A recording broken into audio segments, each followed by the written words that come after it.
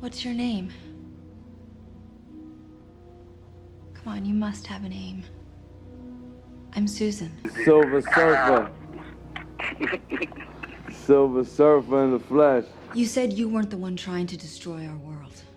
Then who is? The one I serve. Who do you serve? Look, I'm trying to help you. But in order to do that, you have to tell me the truth. Please.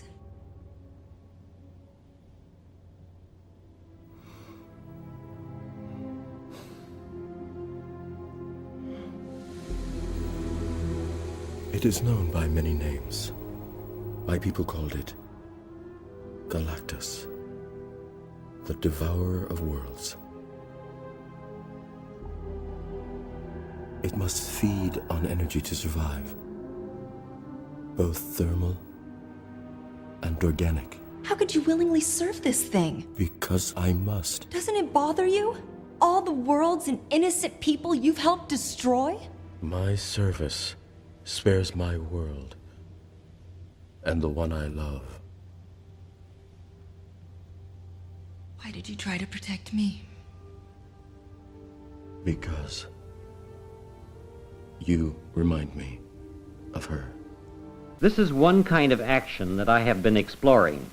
Asymmetrical, not center-oriented, a fluid kind of motion that is not stuck in one place. This motion is multiplex, no static elements except when it comes to rest. It has a path in space which is approximately a trajectory. I call it a linear figure. The essential problem with this kind of motion must resemble the creative problem of melody writing. It is, perhaps in its purest form, the most highly concentrated case study of the essence of art itself, involving as it does balance, contrast, tension, and resolution, all brought into play with minimum expenditure. Perhaps if these actions were structured with still greater contrasts of motion and scale, and some as yet unknown qualities, they might be developed through variations that we could recognize and respond to directly and emotionally. Of course, even these actions on the screen might work better if there were music of some sort related to them.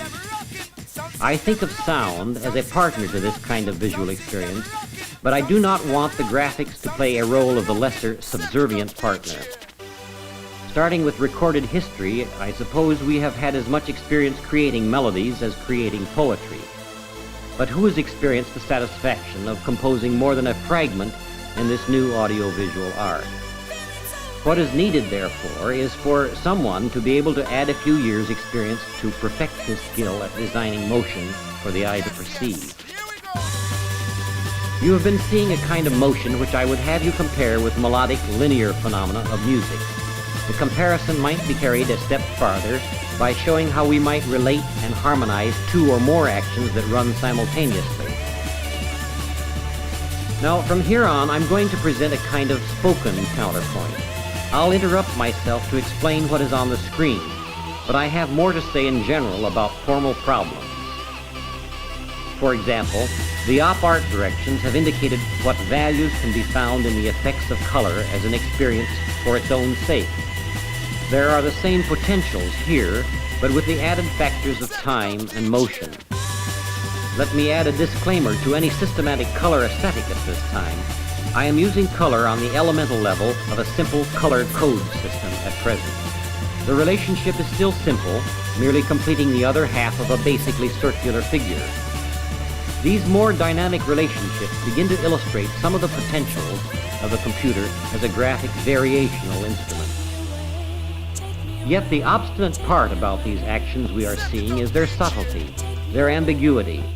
They remind me of certain optical puzzles. You actually have to be sharp-eyed and have your wits about you to see these relationships I am describing. This becomes too much a kind of intellectual game. All this that you see here should impinge upon the emotions and feelings directly. It does not do that very well, but I think it can and will. Music, of course, has its impact directly, and emotions are involved in composing music. The tiresome misconception that composers work in a heat of passion has given way to its opposite, that the short-haired modern composer is supposed to be all brains. I don't have to labor the point that music and music composing actually allow for a free and easy involvement of the emotions. But I must say, to get emotionally involved creatively at the computer is not easy. The musician's reactions and his emotions and feelings are easily involved because all musical instruments to this day have operated in real time. But computers are evolving toward real-time operations with a material as complex as this, and I expect some of the hardships to ease. As difficult to combat as the old misconceptions about the romantic composers may be the ideas floating around that we may turn to art by computer as a labor-saving device. There is so much misunderstanding about the so-called electronic brain, which is supposed to do the work of 100 or 1,000 scientists. You can already expect to hear talk of the computer doing the work of many artists. There would be less nonsense in this if it were put the other way around. I would gladly share the task that lies ahead with many others who, I am sure, are abundantly cognizant of the problems. In fact, to me, it seems likely that problems such as I have tried to outline here will one day be collectively studied at many centers devoted to the computer arts.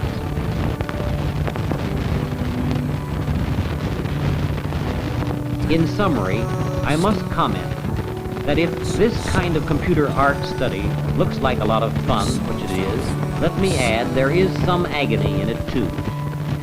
A few years ago, a fairly serious survey lecture on the state of the computer arts at RAND concluded with the lecturer's own aphorism: computers are getting smaller, faster, and cheaper year by year. My threefold agony is that computers are not small, fast, or cheap enough. Let me say here, my use of the word agony is really in the lofty Christian sense. I don't personally suffer, but I do for others in the sense that because, one, computers are not cheap, fewer people have an opportunity to use them as I do. Two, because computers are slow, people have to wait in line behind me while I do a camera run. And three, computers are too big to take home over the weekend to finish work when it gets behind schedule. I expect to see one day an art of graphics as a regular daily part of television programming. I am impatient with the probability that to bring this about will require about as much invention, hard creative work, and digestion of many new techniques as will be required to bring about the home television-size computer.